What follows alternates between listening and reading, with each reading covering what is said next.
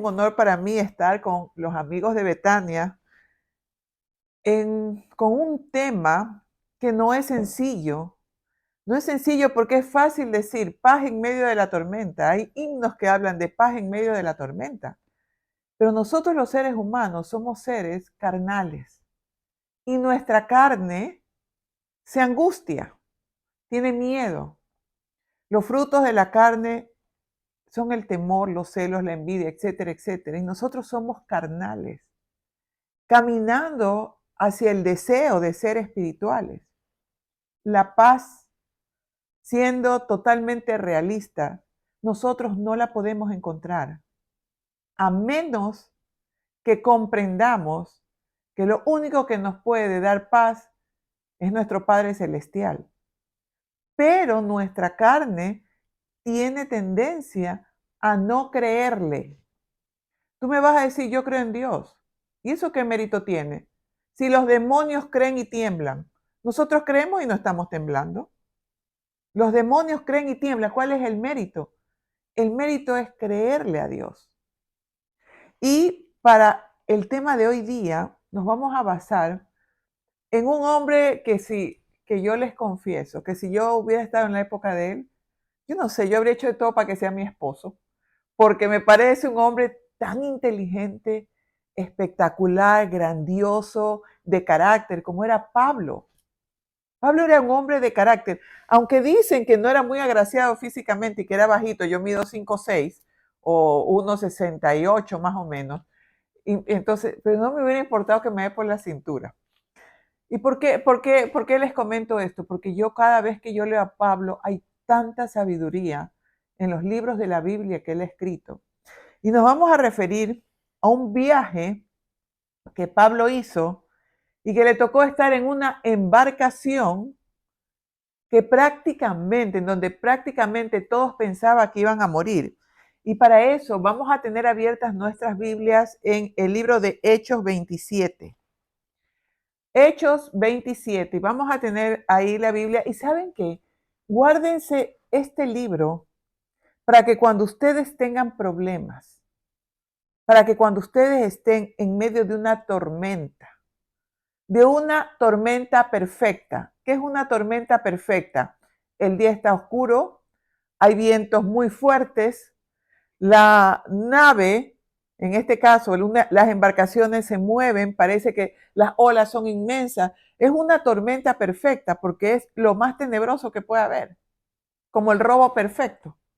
No significa perfecto que esté bien, significa que eso está en lo máximo que puede dar. Entonces, en Hechos 27:7 dice,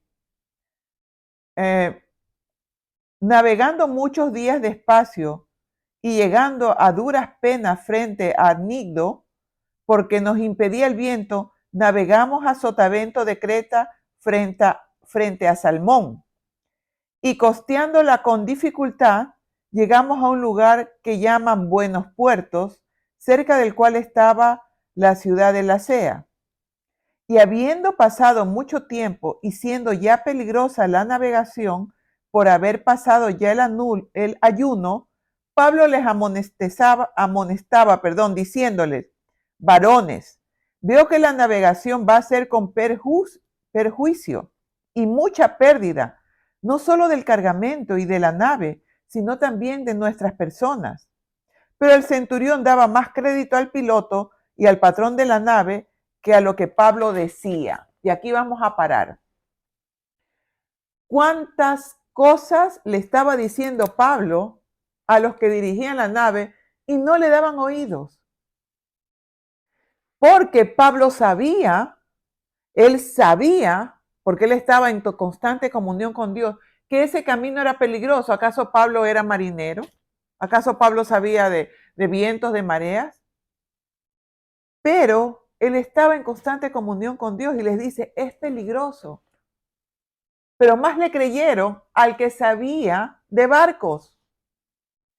¿Cuántas veces Dios te dice lo que no debes de hacer y tú no lo escuchas?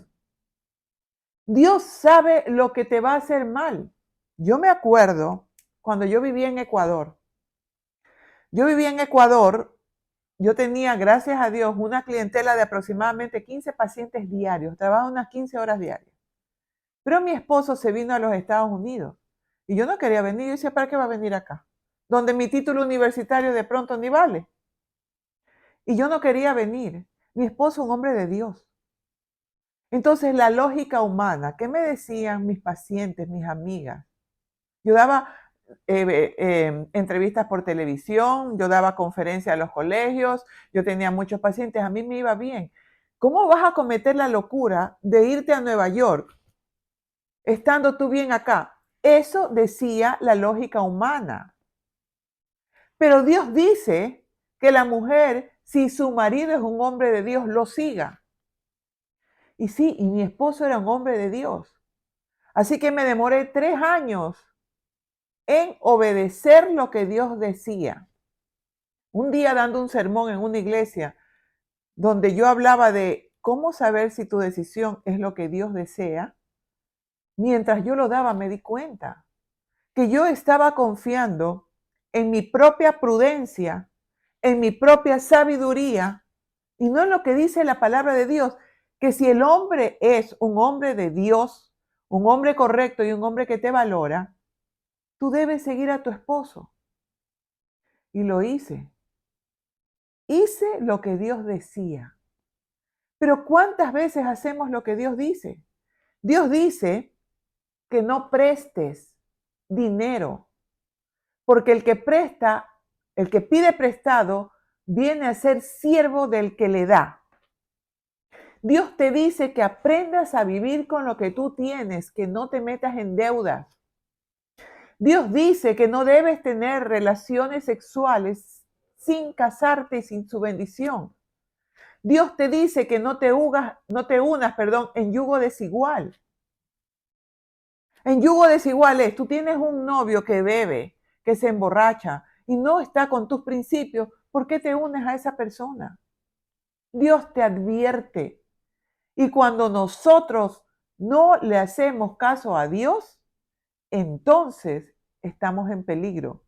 Porque las reglas de Dios son como las leyes de tránsito. Las leyes de tránsito son para que tú te puedas mover del punto A al punto B. Si no hubiera esas leyes, ¿cómo te manejas si todos los carros se estarían cruzando? Las leyes de Dios son para que en el camino de la vida puedas llegar hacia el punto que todos queremos llegar, que es a tener paz. Y la paz solamente proviene de Dios. En este mundo no la puedes tener. Y la lógica de Dios al hombre le parece locura. Si yo no hubiera obedecido a Dios, un año después de que yo llegué a los Estados Unidos, vino la pandemia. Después, miren, 3 años estuve en Ecuador. No le hice caso a Dios.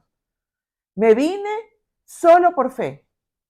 Y al año nos enfermamos de COVID y mi esposo murió. Después de 34 años de casados. ¿Ustedes se imaginan que mi esposo hubiera muerto y no hubiera estado yo cerca de él? Claro, murió, se lo llevaron a un hospital y nunca más lo volví a ver. Pero Dios sabrá de qué lo salvó y por qué lo puso a dormir. Y yo doy gloria a Dios porque se hizo su voluntad. Mi esposo estuvo 13 días solo en el hospital, en la peor época de la pandemia. Y yo pienso que esos 13 días Dios lo purificó. Nunca más lo volví a ver. Mis hijas no viven en este país, viven en Alemania. Nunca más volvieron a ver a su papá. Gloria a Dios. Si yo no hubiera venido, no sé qué hubiera pasado. Porque ese fue el mejor año de nuestras vidas, porque ya no estaban las niñas, ya mis hijas son adultas. Y estábamos los dos solos de luna de miel. Y Dios me regaló esos días. Entonces, dentro de esa tormenta, cuando yo también me enfermé de COVID y yo pensé que yo iba a morir, no había cabida para mí en el hospital y yo pensé que iba a morir. En todo eso, de lo único que yo me podía sostener es de Dios. Yo no sé cuál sea la tormenta que tú estás pasando. Sientes angustia.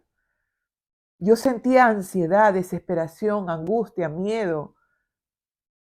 Decía, Señor, si me voy a morir, me voy a morir. Pero yo decía, será tu voluntad y agarrada de tu mano. con una saturación de 74 de oxígeno. O sea, yo estaba esperando literal morirme. Mis hijas en una tablet mirándome, mamá despertándome, mamita, aquí estamos, mamita, sabiendo que ya su papá había muerto. Entonces, las tormentas, tú te angustias y si tú no te agarras de la mano de Dios, mira, olvídate. Entonces tú me vas a decir, yo te voy a decir, muchas de las tormentas que tú pasas, las pasas porque tú te lo buscaste, porque tú rompiste una regla. Pero hay otras tormentas que tú no te has buscado. Yo considero que yo no me busqué esa tormenta por la que pasé. Pero si tú le pides a Dios fe, Dios va a permitir que tú vivas pruebas donde se va a poner en juego tu fe. Yo estaba segura, yo tenía la fe total de que mi esposo se iba a salvar. Totalmente, yo tenía la fe. ¿Y saben que se salvó? Porque esta vida no es la vida que vale la pena, es la vida celestial. Y dice, yo me acordaba del versículo, aunque ande en valle de sombra y de muerte, tú estarás conmigo. Y yo pensaba que salvarlo era que lo deje en esta vida terrenal. En esta vida terrenal corremos el riesgo de perdernos. Gloria a Dios por los que murieron en el COVID creyendo en Dios. Ustedes se dan cuenta que se murió mucha gente buena. Dios la salvó. Dios la salvó, Dios la purificó y salvó. A mi esposo lo salvo yo. Dios quiera que yo vaya al cielo, pero yo estoy segura que él se va al cielo. Entonces, si tú le pides fe a Dios, van a pasar cosas en tu vida que te van a tambalear para que tú puedas afianzarte en la fe. ¿Cómo vas a tener fe si no has tenido problemas? ¿Cómo vas a probar tu fe si no has pasado momentos de angustia donde todo dice, como a mí me pasó, y ahora se murió mi esposo, yo no tengo ni un solo familiar en Nueva York, y ahora, bueno, pues ahora estoy aquí dándoles a ustedes de todas partes del mundo un tema. Tengo pacientes de todas partes del mundo. Dios sabe lo que hace. Si tú le pides a Dios paciencia, bueno, tus hijos te van a sacar de casilla, tu marido te va a sacar de casilla, tu novio, tu jefe, tu trabajo. Porque ¿cómo tienes paciencia si no pasas por momentos en los cuales las otras personas te sacan de casilla? Entonces, ¿quieres tener paz en la tormenta? Grábate en tu mente que Dios al que ama, corrige. Y que la corrección es, hiciste algo mal, vives la consecuencia, porque si no hay consecuencia no aprendes. Y porque debes entender y terminar de creerle a Dios que tus pensamientos deben ser para construirte, deben ser para edificarte. Deja de estar pensando tragedias, deja de estar pensando cosas que te hacen daño. Piensa bien. A eso nos manda Dios, para tener esa paz que supera todo entendimiento.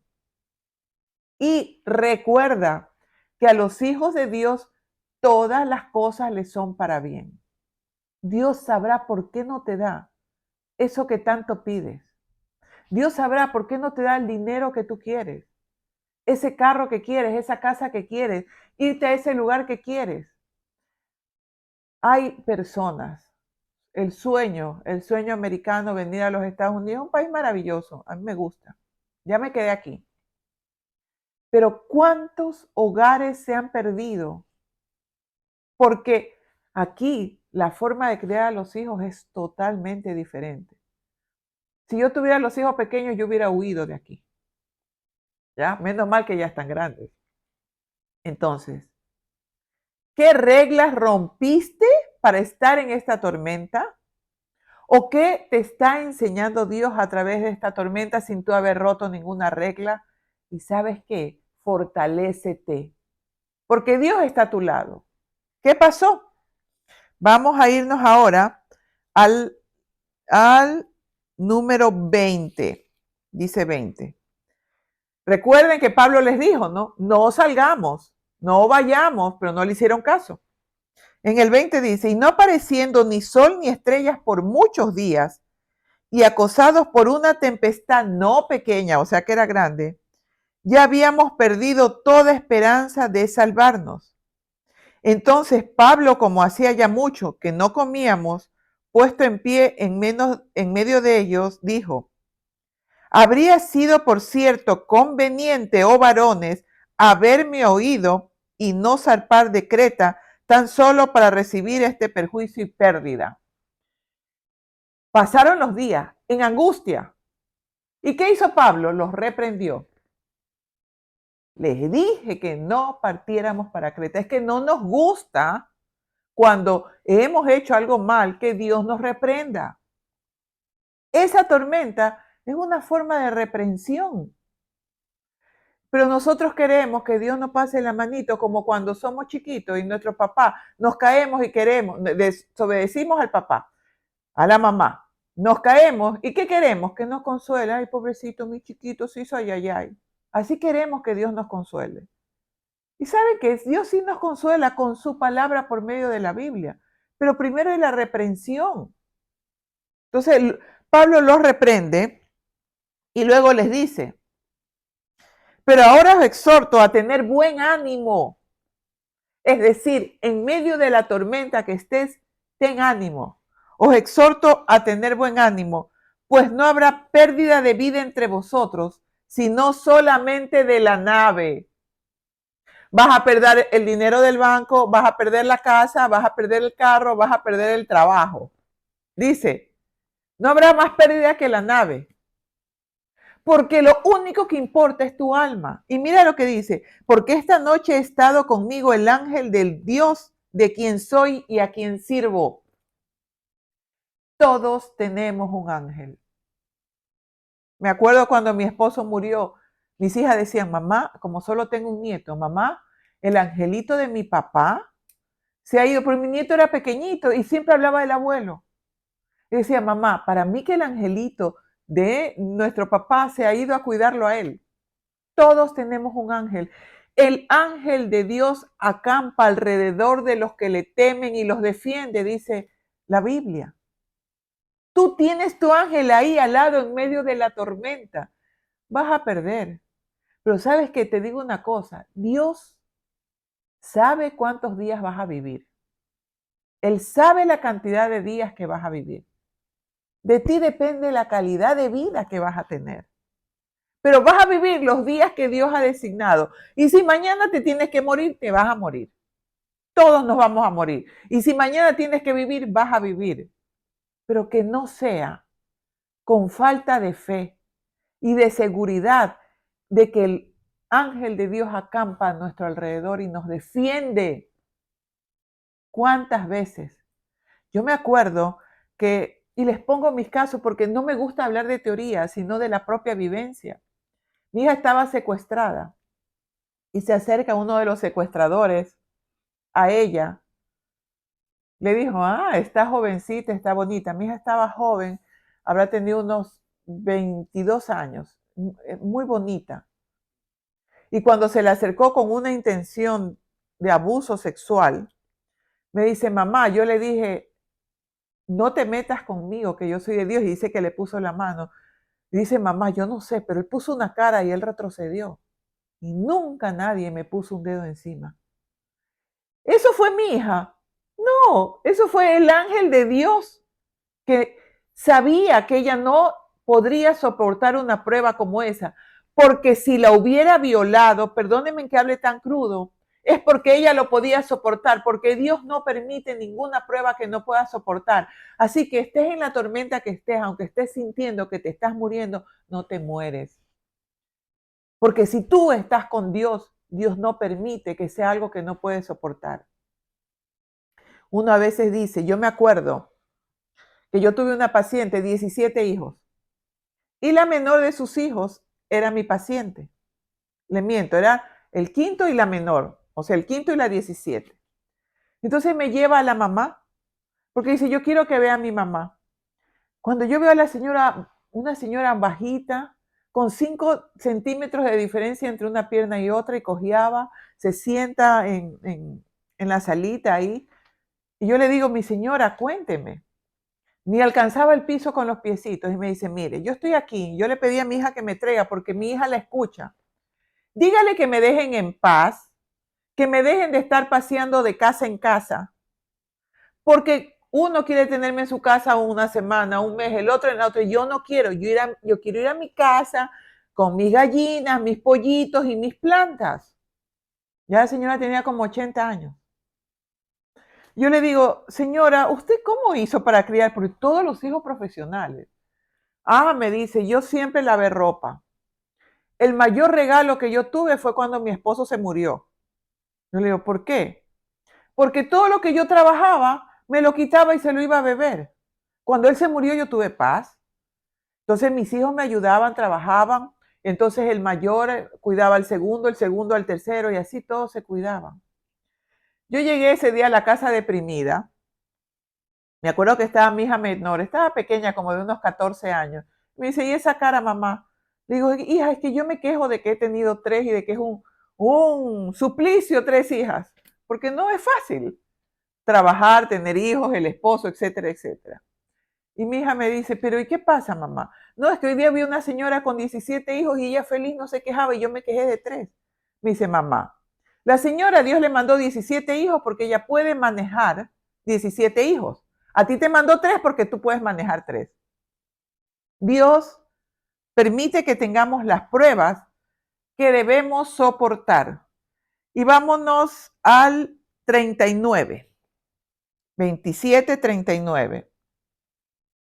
Cuando se hizo de día, no reconocían la tierra, pero veían una ensenada que tenía playa en la cual acordaron varar, si pudiesen, la nave.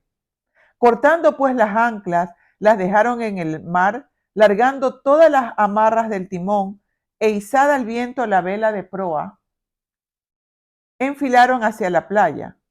Pero dando en un lugar de dos aguas, hicieron encallar la nave y la proa, hincada quedó inmóvil, y la popa se abría con la violencia del mal. Entonces los soldados acordaron matar a los presos para que ninguno se fugase nadando. Pero el centurión, queriendo salvar a Pablo, les impidió este intento y mandó que los que pudiesen nadar se echasen los primeros y saliesen a tierra. Y los demás, partid en tablas, parten cosas de la nave, y así aconteció que todos se salvaron saliendo a tierra.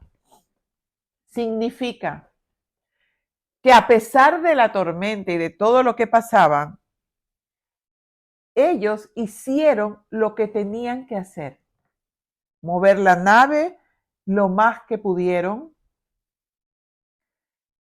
Ellos se encallaron, la nave se dañó, ¿verdad? Ellos hicieron lo que pudieron y su vida ya en peligro, matada a los presos. Y Dios se encargó de mover las cosas y el corazón del centurión y salvó a todos. No vas a dejar de estar en la tormenta, pero si tú le crees a Dios, Dios va a permitir que tú salgas fuerte y vivo de esto que te está pasando. Créele a Dios. Ya en este momento tu ánimo está cambiando. Tu mente, vamos a leer el versículo, Filipenses 4:7. Vamos a volver a leer el versículo por el cual comenzamos la prédica. Y la paz de Dios, que sobrepasa todo entendimiento, no la razones, solo siéntela, guardará vuestros corazones y vuestros pensamientos en Cristo Jesús. No es fácil. La paz no está en esa casa que quieres tener, en esa pareja que quieres tener, en tus hijos, en el dinero, en la casa, en el banco. La paz está en creerle a Jesús y comprender que todo es para bien. Gloria a Dios por cada momento en que tenemos vida y que Él nos ama tanto. Yo pienso que Él me dejó en la tierra para darme la oportunidad de salvarme. Tú estás vivo porque tienes la oportunidad de salvarte para lo único que verdaderamente vale la pena. y es estar todos juntos en la patria celestial. Que Dios los bendiga, mis queridos.